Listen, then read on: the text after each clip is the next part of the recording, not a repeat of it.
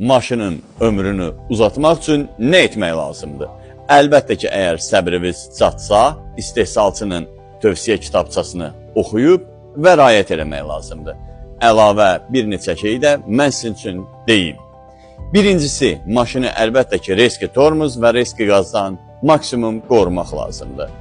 Xalastoy sürüşdə uzun müddət məsləhət görülmür. Üçüncüsü, maşını xüsusilə qışda palçıqlı və duzlu qalıqlardan qorumaq lazımdır. Yəni təmiz saxlamaq lazımdır. Dördüncüsü, maşını maksimum həmçinin quru yerdə saxlamaq lazımdır. Beşincisi, artıq yüklərdən qorumaq.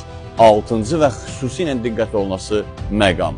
Maşına tələb olunan mayeləri vaxtında və düzgün, yəni yağları dopskla yanacağa da həmçinin riayət eləmək lazımdır. Əlavə sizin fikirləriniz olsa, şərhdə qeyd edin.